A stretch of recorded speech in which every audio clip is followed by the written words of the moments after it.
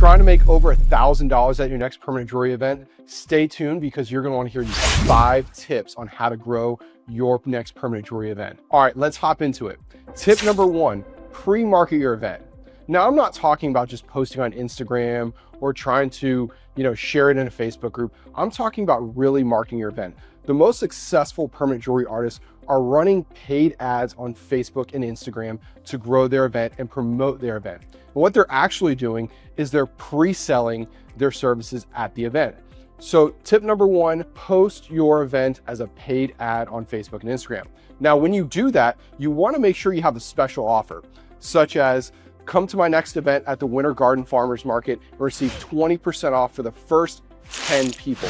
You want to create urgency in that ad, and you want to get people messaging you on Facebook and Instagram, hoping to claim one of the 10 spots to actually be at your event. Tip number 2 is you want to make sure you reach out to everyone following that event.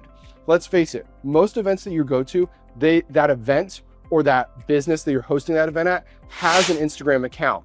What you're going to want to do is go to that event's Instagram account or that business's Instagram account and invite every one of their followers to that event. Now, you're going to say something like this: hey, I noticed you follow Susie Q Nails, and I'm actually going to be there this Sunday hosting a permanent jewelry pop-up. I would absolutely love to invite you in and perhaps give you a free permanent jewelry charm with your purchase. Or let's say you're at a coffee shop and you're hosting an event at Foxtail Coffee, for example. What you could do is offer a free cup of coffee to all the followers of your local coffee shop, getting them into the coffee shop. And what that's going to do is actually help not just you generate more people coming in, but it's going to show that business owner that, wow, having, so-and-so permanent jewelry is an amazing impact having them in my business. And what's that going to do?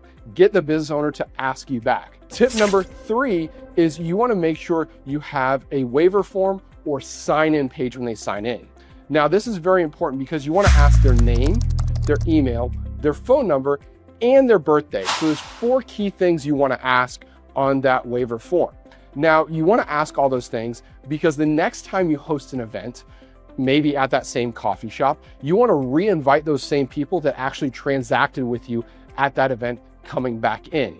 Tip number 4, you want to make sure that after the event, you send a text message to every person that actually transacted with you at that event, maybe 2 or 3 days later. That way you could thank them for the service and ask them how their permanent jewelry is doing. Then a day after that, you're going to send them a text message saying, hey, I noticed your birthday or your kid's birthday is coming up on XYZ date. Was wondering, are you doing anything special for their birthday? I would love to host a private permanent jewelry party for you. And tip number 5, you want to make sure that at every event you have in your local area, you're offering some kind of special service. And what I mean by that is, let's say on Saturday, you're hosting a pop-up, and let's say your special is, I want to give, to stand out. Let's say you have multiple competitors at that same event. That happens all the time to us, right? What you want to do is offer, let's say, a free permanent jewelry bracelet, a free ring, a free charm, a free aftercare kit, something of high perceived value, but low cost for you. What that's going to do is differentiate yourself from any other person at that event, or just make you really memorable if you're the only person at that event.